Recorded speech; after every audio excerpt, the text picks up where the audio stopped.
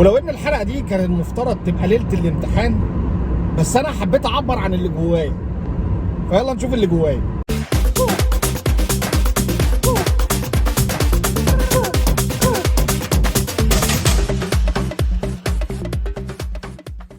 السلام عليكم ورحمه الله وبركاته. انا احمد صبري، دي الكوره مع افوكاتو، واللي جوايا بيقول ان انا مش متفائل. لماذا انا مش متفائل؟ لان خلينا نرجع بشريط الذكريات ونروح لماتش القاضيه.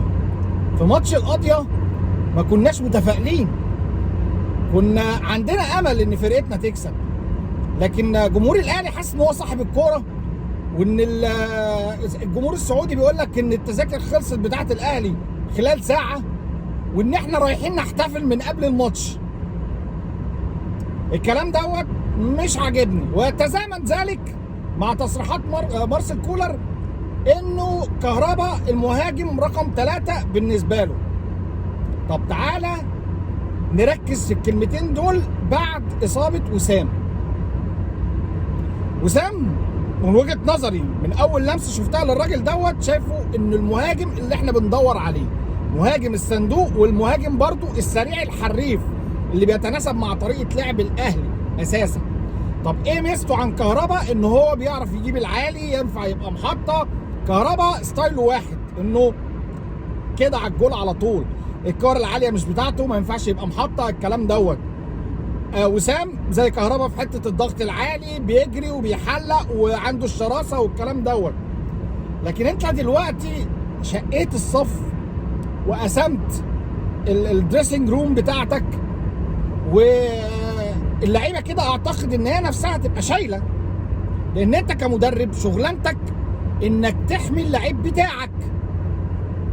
وخليني اقول لك برضو من شريط الذكريات ان انا كنت يعني الوحيد في صحابي ايام فلافيو كنت بقول عليه لما كان مش ماشيه معاه كنت بقول عليه لعيب كويس جدا، لان انا بحكم اللعيب على اللعيب من اللمسه بتاعته، من تحركاته، وعيه التكتيكي، الكلام ده كله، لحد ما مشيت معاه. وان مانويل جوزيه فضل مصمم، وانا بصراحه معاه فضلت مصمم على اللاعب. لكن هنا لو اسقطنا الكلام ده على موديست وحاولنا بقى كده نشوف موديست ايه ظروفه ايه وهو طريقه لعبه ايه مع طريقه لعب الاهلي. طيب موديست اكيد لعيب كبير ما فيهاش كلام، لكن لا هو في احسن حالاته ولا طريقته تتناسب مع طريقه لعب الاهلي. ليه؟ انت بقالك فتره كل طريقه لعبك من ايام البيتسو كله على الارض، الوصول كله من على الارض، مفيش عرضيات، لانك ما كانش عندك المهاجم رقم 9 اللي بيعرف يجيب العالي بتاعك. ف ده راجل ده مهاجم رقم 9، مهاجم صندوق، عايز حد يرفع له.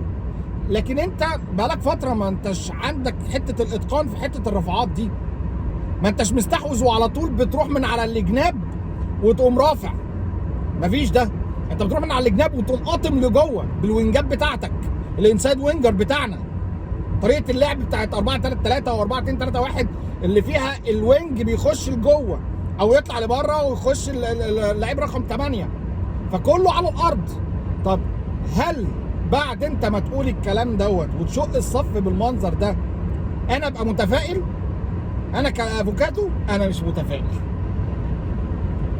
يعني كنا احنا حاسين ان احنا كعبنا اعلى، وده مش دايما ما بيبقاش حلو في ماتشات الاهلي والزمالك، وان انت داخل وشاق الصف كده. طب افرض انت احتجت الكهرباء هتعمل ايه؟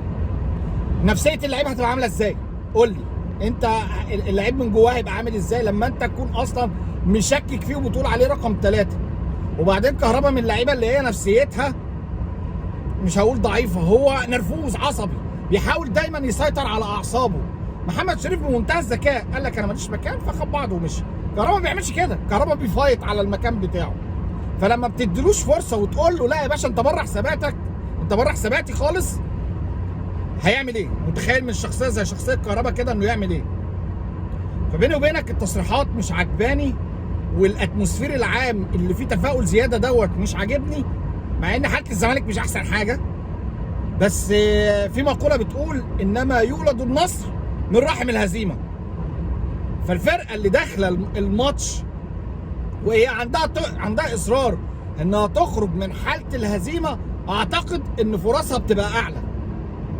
فمش عاجبني بصراحه الاتموسفير العام بتاع الماتش واللي اتقال في غرفه الملابس بتاعت الاهلي وتصريحات كولر والكومبينيشن ده كله على بعضه مش مريحني.